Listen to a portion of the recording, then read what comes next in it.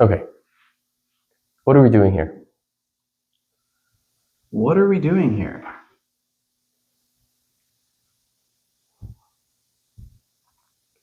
I don't know. We've come together to engage in some sort of work. We have a project that we would like to engage in together in front of an audience. We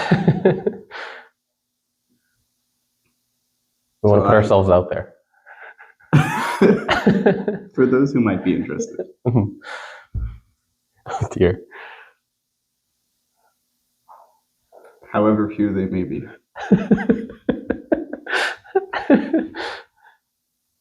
So I suppose we must begin by asking ourselves, what is the work that we're interested in? Uh-huh. What is it exactly that draws What is the us project? together? Right. Okay. Yeah. We come together as two human beings,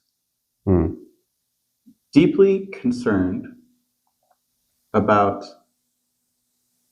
the nature of our existence.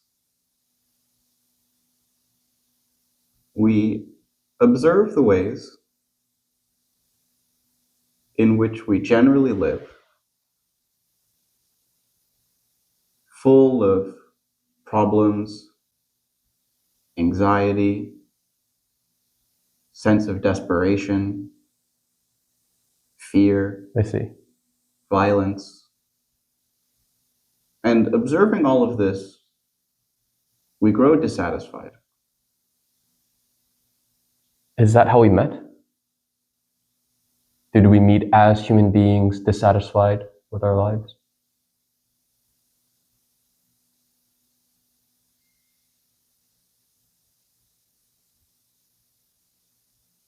We meet as human beings, engaged as we are in our pleasures, desires, occupations, various demands.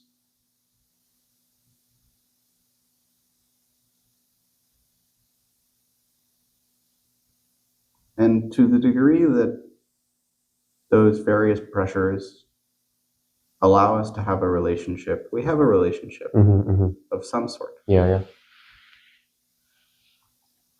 But then, examining the nature of our relationship, we grow dissatisfied. We come into conflict with one another. I want you to be a certain way. You don't want to be that way. Maybe you convince yourself you do want to be that way. I see. You put pressure on yourself to be that way. And likewise, you do the same to me. Ew. And at a certain point, when one is involved in all of this, observing the basic conditions in which they and also others exist and live their lives, we grow dissatisfied. We say, is it necessary to live with my problems endlessly? Is it necessary to live a life full of fear, anxiety, great sense of sorrow?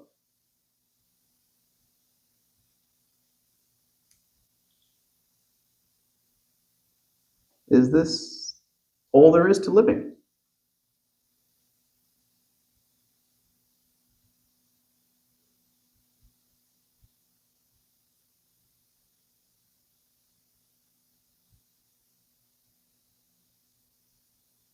I see. Like the dissatisfaction isn't temporary. Like I've become totally dissatisfied. Like I just can't do this anymore. Or like dissatisfied in the sense of like, well, I've been kind of lonely before, but it'll get better. I've been not lonely before. Well, perhaps not totally dissatisfied. Yeah. I have my various pleasures and sources of enjoyment, but I recognize that they're transient, impermanent, punctuated by pain and suffering. And not that I'm ready to do away with the whole thing, but I begin to wonder whether there might be some other way. I see.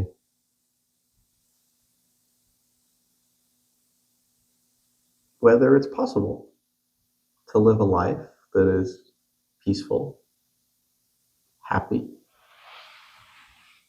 sane, great sense of relationship.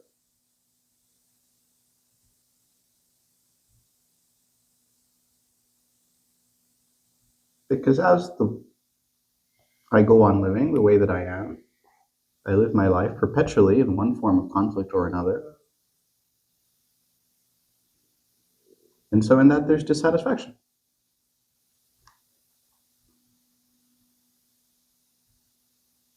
And being rather serious about the whole thing, wanting to live a good life, whatever that may mean, if anything at all, I want to find out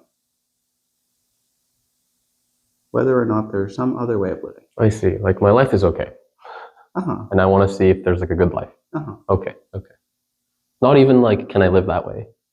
But like, is there even like a good life? Like, yes. Because like, I feel like whatever this is, maybe this isn't it. Like, like it doesn't seem good. Like there's parts of it that are good. Maybe, like, I don't know, but maybe the not good parts stand out more.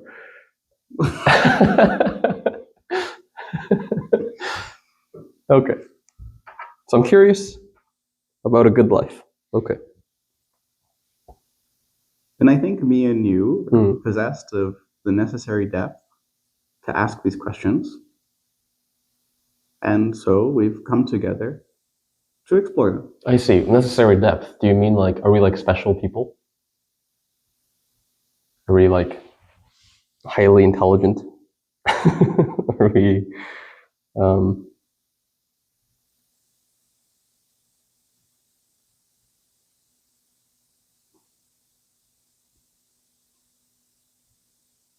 what is the depth? We have access to a certain form of reflection. Like leisure? Leisure. Yeah. For whatever reason, we have the availability, both inwardly and outwardly, to ask these questions of ourselves. Yeah.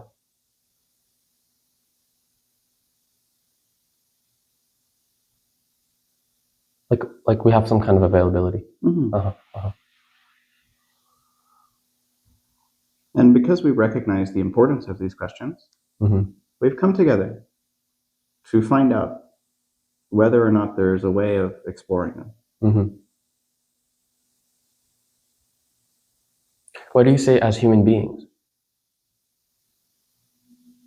Quite. Because we see like the dissatisfaction and maybe the importance of searching for a good life. But why as human beings? Very good. So if I've become dissatisfied with my way of living, I also become dissatisfied with the traditional approaches to somehow rectifying, enhancing, developing, correcting this way of living.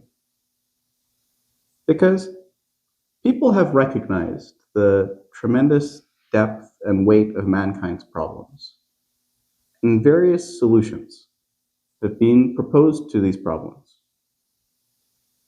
The psychologist tells us to do one thing. I see. The philosopher tells us to do another. The religious leader gives us yet another set of instructions. Right. The doctor says, here's this regiment that you can follow. Yes. Yeah.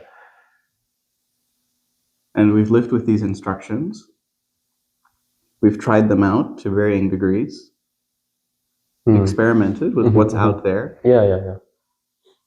And perhaps we find some sense of temporary release, connection, ease. But at the end of the day, it seems like we revert to our same basic condition. The fear is still there. The sorrow is still there. I see. The anxiety is still there. The sense of isolation, being desperately alone, is still there. So, being serious about these problems, we see the inadequacy in addressing these problems in accordance with some particular instruction, way of going about things. Yeah. So we come together merely as we are, which is as human beings. I see.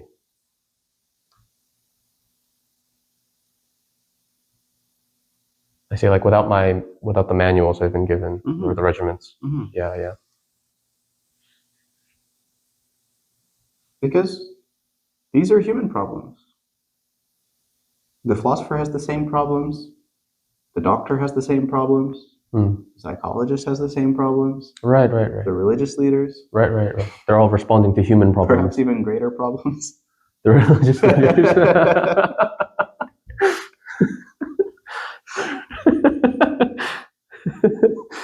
I see. So like the religious problems, the health problems, the psychological problems, they're all human problems. Quite. Right. So like there's like an importance of us coming together in order to discuss our human problems as human beings. Rather than like, because if I come as a psychologist, then I'll be talking about psychological problems. I see. Okay. And psychological solutions to those problems. Right. But maybe not human solutions. Yeah, maybe applicable to the psychologists and those who listen to the psychologists. Right. I see. Those who consider themselves under the psychological lens. Okay. But observing the state of the world, observing those who subscribe to the solution of these problems, we see, as a matter of fact, it doesn't work. What has been solved? I see. So we come together as human beings interested in finding out whether there is a different way to approach our problems. To find out whether it is necessary to go on living with them. Right. And presumably, like, not even like as solutions per se. There may be no solution. Exactly. Like, we just want to know. Well, at the start, we were saying, this life is like not good.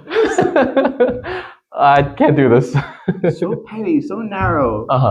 Conditioned. I don't feel really connected to anyone. Because if I really did feel connected with people, then like this like immense loneliness, like presumably, might not be there. Okay. So my relationships seem rather superficial. When they're here, I like them. When they're not, I miss them. I don't know. I see. Okay. So as human beings, we're very serious about human problems. And we've come together to discuss them. Okay.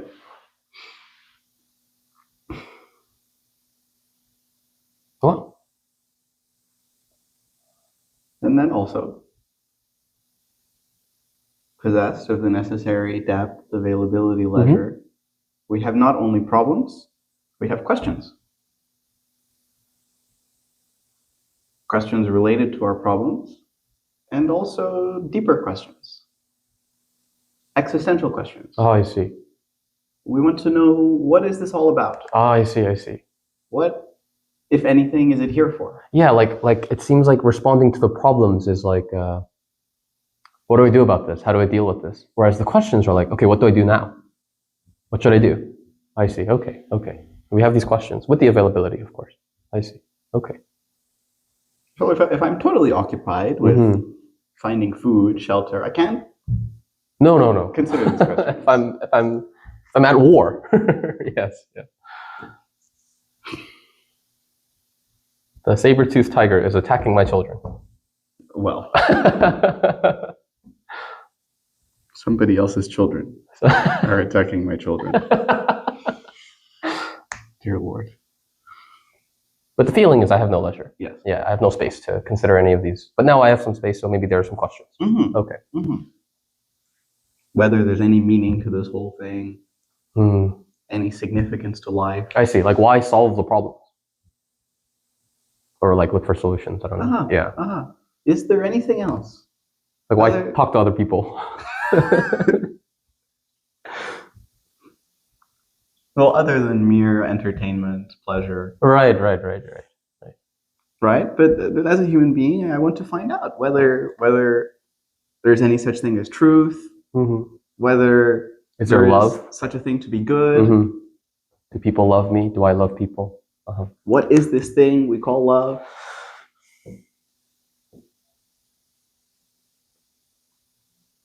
So we're faced with these questions and also these problems. And we want to find a way of approaching, addressing, perhaps even resolving, ending these questions and problems. Hold on, buddy. Let's not be too ambitious. Oh dear. Yes.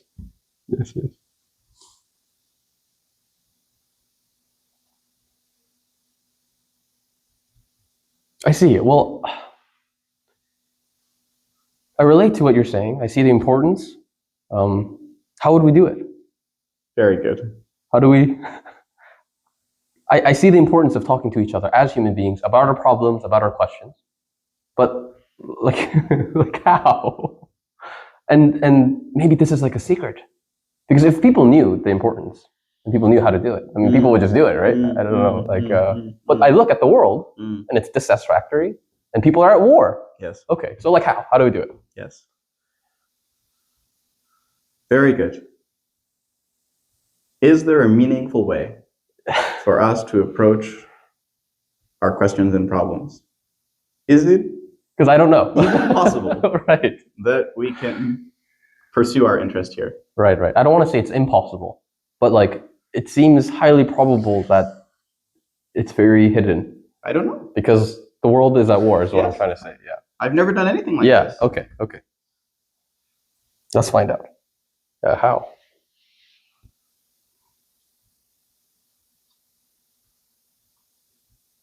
So we're wondering whether there is a different way to approach our problems and questions. But we don't know anything about that.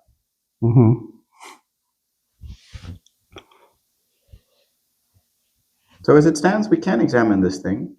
It might not even exist. Yeah. All we have in front of us is the way we are currently approaching our questions and problems. So it seems like if we're to begin at all, we must begin there. I see. Like that's where our feet are. Okay.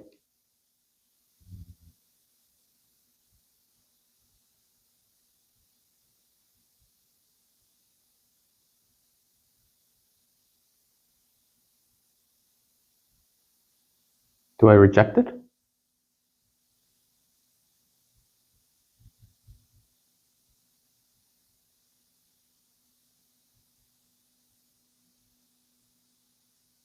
Our current way of being?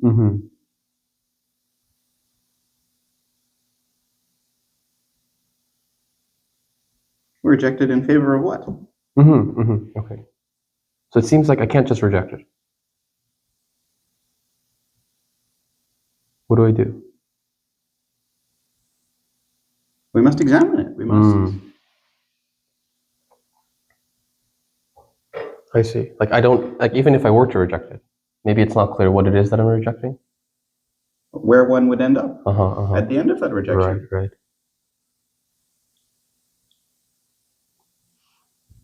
Is the rejection itself a part of our current way of living? I see. Like part of the conflict.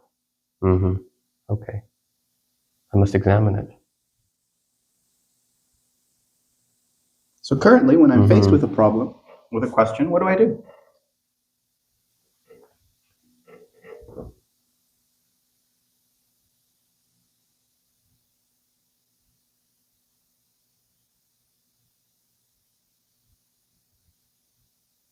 Currently, when I'm faced with a problem, what do I do?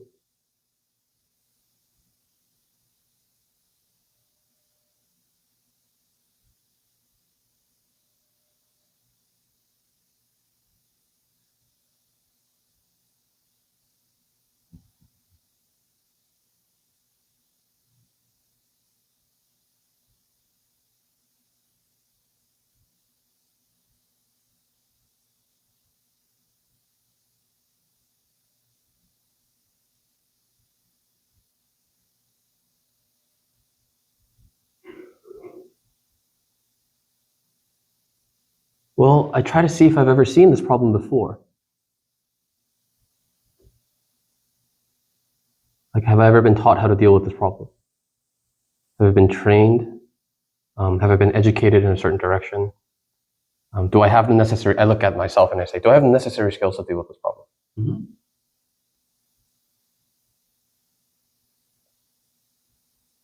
And if not, I ask the people who might have the necessary skills, or who I think might have the necessary skills, or I try to train myself to see if I can deal with this problem. Mm-hmm. Uh-huh.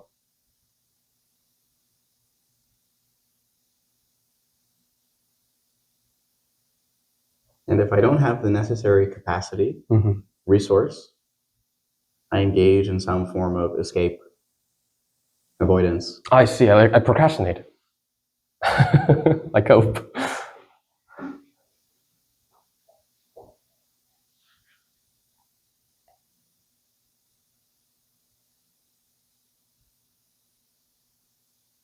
So when I'm met with a problem, Mm-hmm. I try to address that problem through skill. Mm-hmm. Mm-hmm.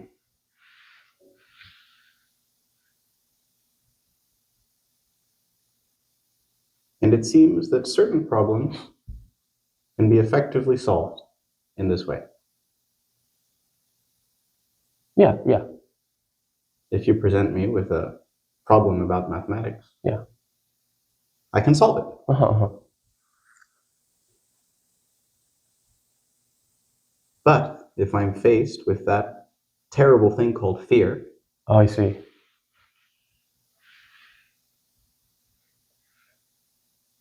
can I solve that problem?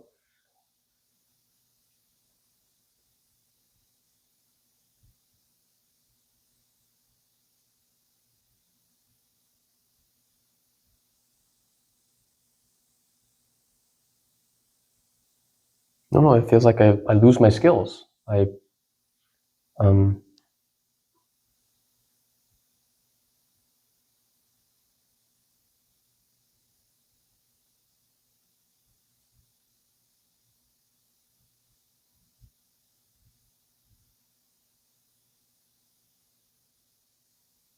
I don't know what to do.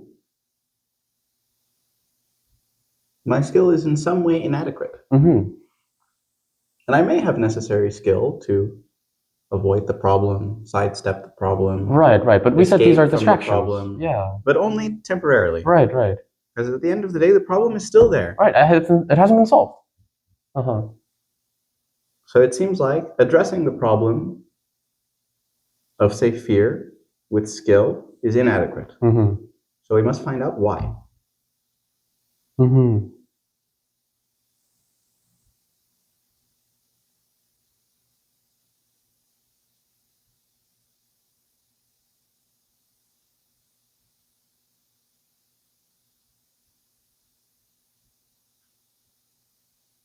Hmm.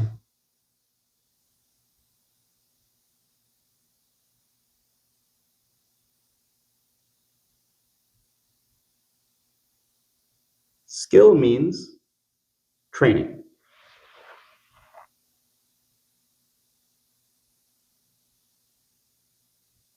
I have been trained or trained myself to adopt various skills. I see. Like I've developed it through my practice. Mm-hmm. Uh-huh.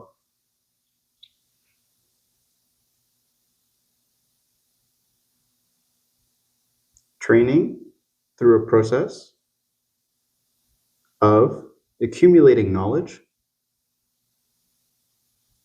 in time.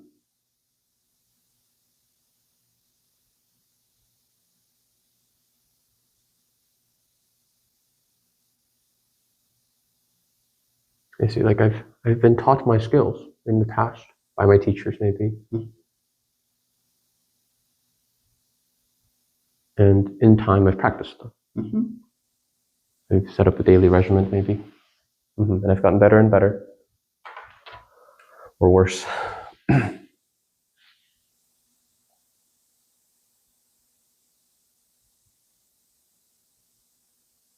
So I'm bringing what I've learned in the past to address the present problem.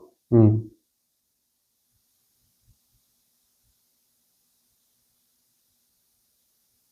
But what I've learned in the past will be limited. Limited to the past. And therefore inadequate to address the present problem. I see. Which in fact I don't know about. I see. To use my past knowledge to address the present problem, I have to put the present problem in terms of the past.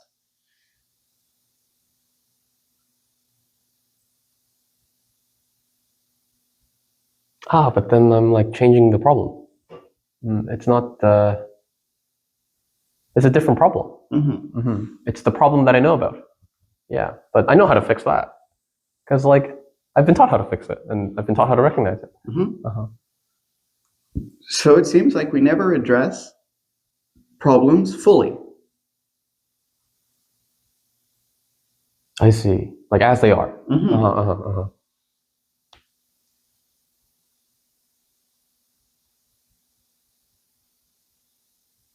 And while we have this limited approach to our problems, that very limitation, being the source of our action, implies conflict.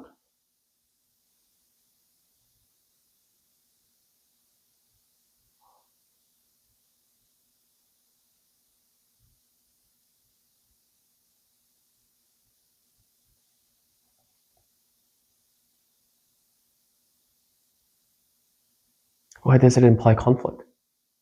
Because my limitation cannot consider the whole breadth and depth of that problem. I see. So my response is always partial. I see. Like in making the problem something it is not, and solving what it is not, the problem remains, and so conflict. Okay. The problem, efforts to end the problem, that doesn't end the problem. Right. Maybe there's like frustration there because you're like, I thought I already dealt with this. Why is it still here?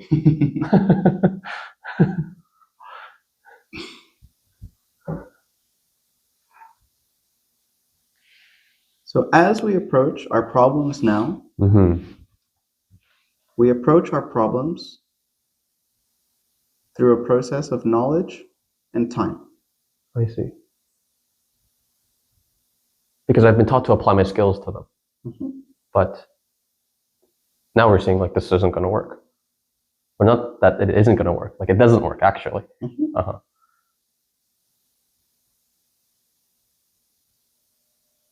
In, say, mathematics, applying knowledge acquired through a process of time, I can apply that knowledge successfully because the domain of the problem itself is limited by the past. I see.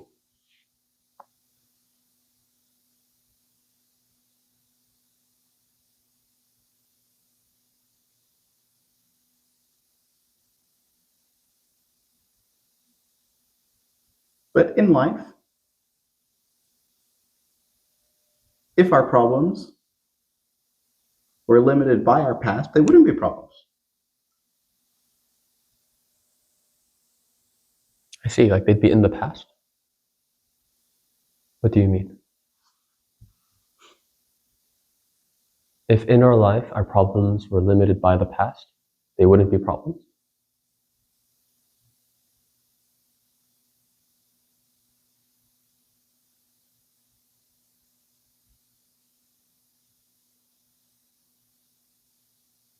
If our problems were framed by the past, then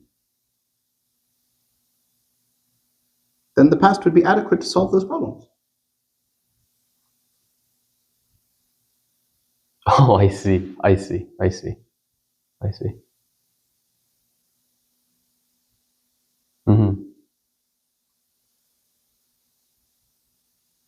But problem means something I can't deal with. If I can deal with it, it's no longer a problem. Like, in fact, I don't know where it comes from. That is like, if I knew where it came from, I'd go there and end it. Right, right.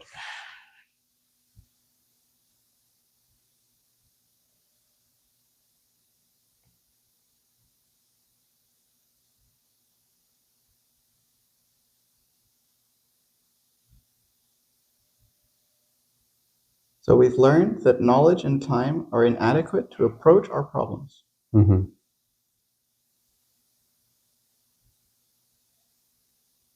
so our how will involve not approaching it this way. Find a way to approach our problems actually as they are. So we must find out why we translate our problems in terms of the past.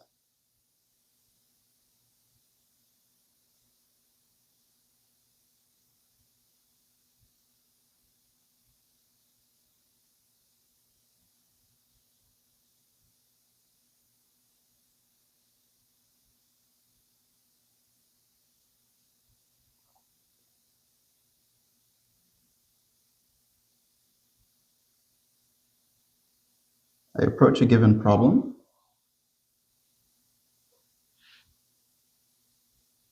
in comparison to previous situations I've encountered. I say this problem is similar to the past problems.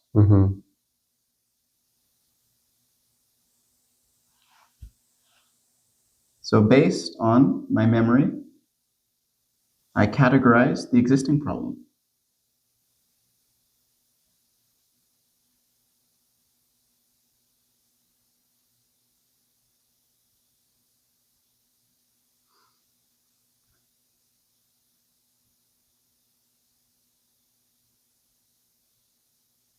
In doing this,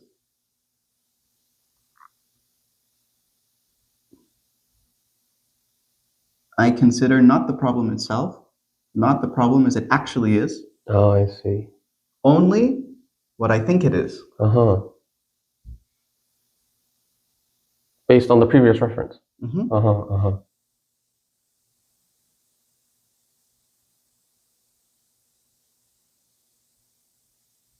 So as we approach our problems now, we approach our problems in a way which is limited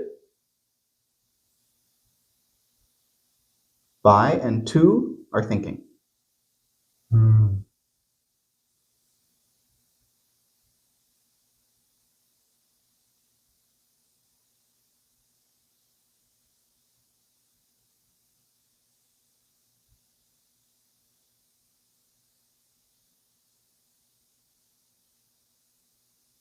How do I address it uniquely?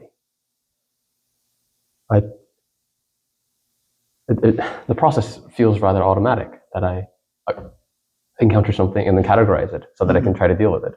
This process seems so automatic, but I feel like we're getting into the middle of it. How do I cut off this automatic process? Well, that's a very good question.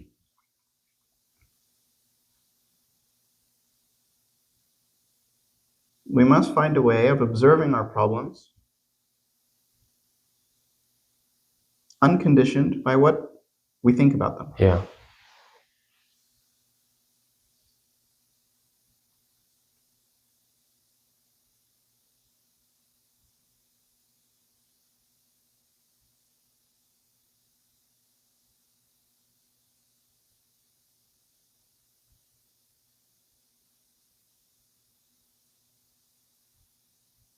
And we can't use solutions that have been put together to address different other things. Because they've been put together to address other things. This is something else. Yes. Okay.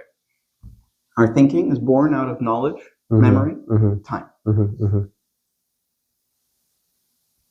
And therefore ill-suited Right. to the current problem. Right, right. So we want to look at the problem, not influenced by our memory, our thought. Right, okay.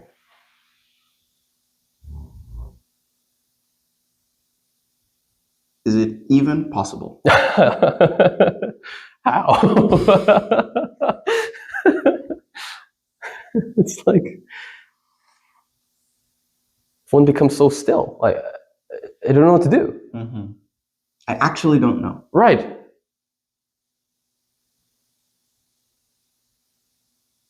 And every time I try to think about what I should do, it's like based on what other people have suggested or what I've thought before. What I've experienced in the past. Our whole approach to problems is based on the past. And we're asking the question, can we stop doing that? Can we cut that out? Because it's not working.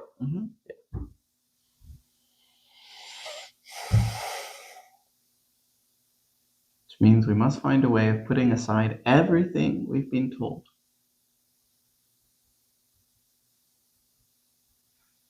I see. What of our status as human beings?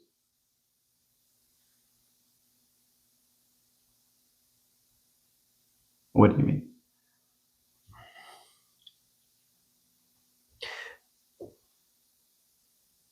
We see the importance of addressing our dissatisfaction and the problems and questions in our life.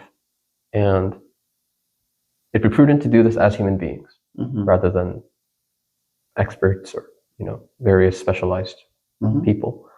And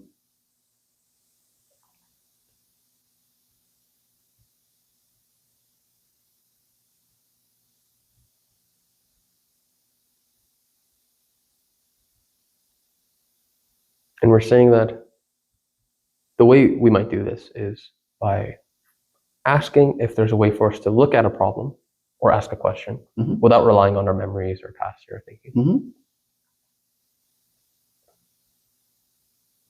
I see. Quite. Because then I approach the problem merely as a human being, which is the fact. I see. Actually as I am. I see. So one cannot have a preconceived idea of what a human being is and make it dependent on these memories and on these thinkings. One might think of a human being this way. One might think that, oh, no, a human being, in fact, what they are actually is a being who is dependent on the memory, on the thinking of their past. But if this is where one begins, there's nowhere to go. We're stuck. Generally, our humanity is conditioned. Yes. Conditioned by our culture. Conditioned by our experiences.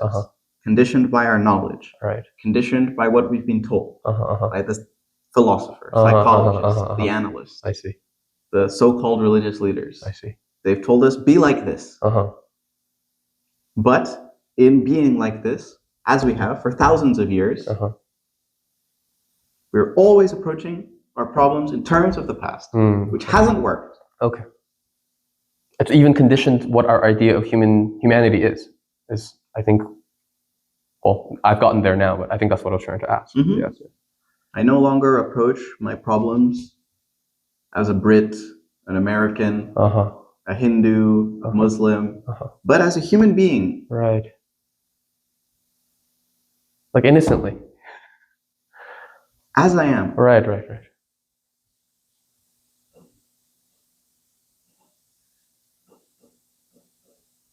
Is it even possible? Is it even possible? Yes.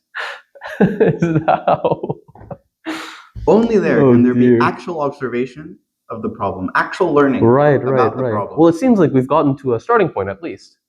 I don't know where else we would begin. Yes. We see what is necessary. Right. It's quite a daunting task, and so there's the caution I mentioned before. But at least there's like a beginning. Yes. In which we must be very careful so that we don't get lost in some form of delusion, self-deception. I see. Sense of grandeur. But very carefully, great sense of caution. Right. to find out whether it is possible to meet our problems, not in terms of the past.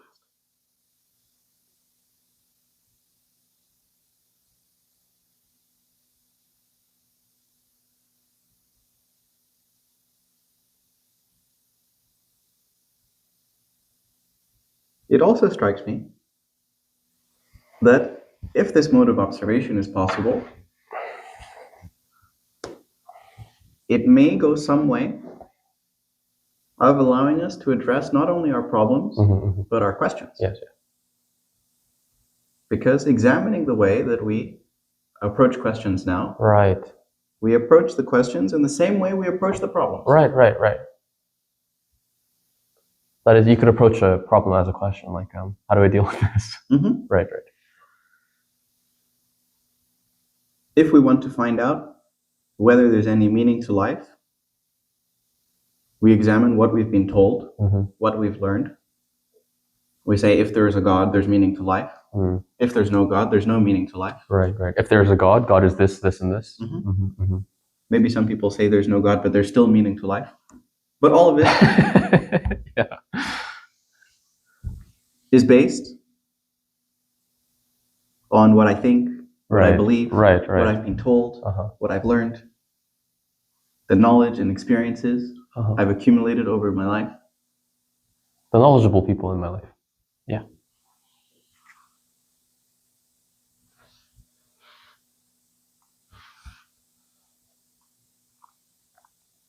And it seems that addressing or trying to address our questions as a function of our past, the approach to our questions is limited by the past. Right. It's the same problem as with addressing the problems. If anything, these questions have been lasting much longer. At least with the problems have been changing throughout history. Yes. But it seems like the questions, the deep, existential questions, they've been the same since the beginning. We've made no progress. Same questions. Someone says, I found the answer. Let me tell you about it. Oh dear. If our deep questions are framed by the past, in actuality, they're not deep questions. Right. It's merely the past. Right. If the answers to our deep questions are limited by the past, those are not answers to our deep questions. Because what I long for, what I yearn for as a human being, is to find out whether there's something unlimited.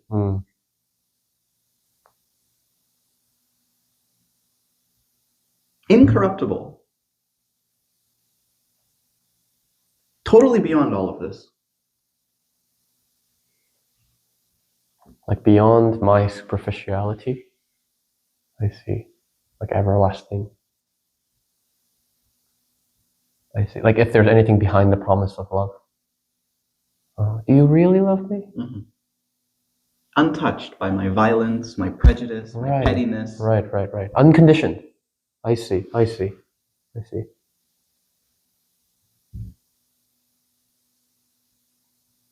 And to find out whether there is or whether there is not such a thing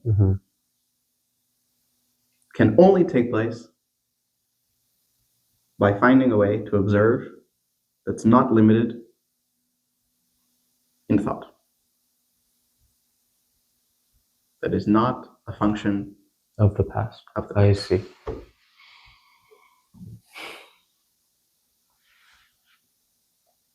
Well, I'm highly skeptical of all of this. Right. And maybe we're just crazy. But clearly not. Oh yes, we haven't said anything. No. Like all of this is very reasonable. We've made no conclusions, no claims. We just said we want to find out. If we want to find out, this is how we must proceed. Very good.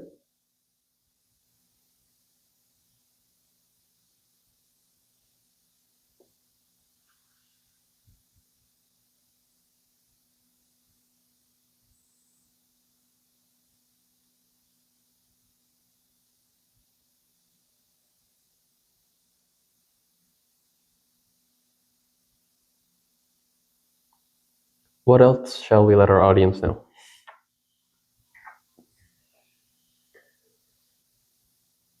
I think we've done what we needed to do today. Yes.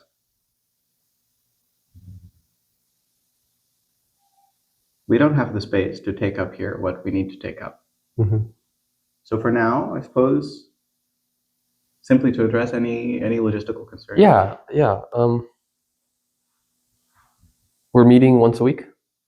I think it's good. Yep. Yes. Regular meetings. Consistent.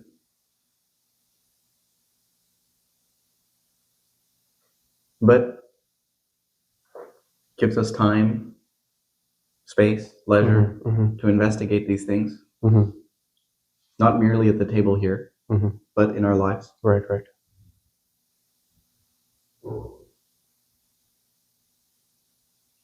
Perhaps if there is the necessary interest, each of our weekly conversations could be supplemented by some form of audience participation. Yeah. I've set up an email that I'll probably add to the description to take questions and just to contact us in general. I think both of us would be more than happy to engage with any kind of audience engagement. Yes. Yeah. Yes. We've said, as a matter of fact, we're deeply interested in both problems and questions, which are not my problems, not your questions, but human questions and human problems.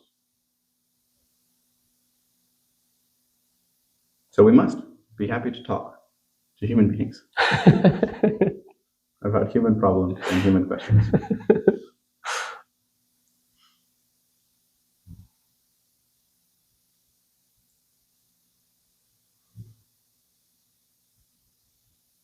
Well, let us know. Let us know if there are questions. Very good. And we will continue to ask our own.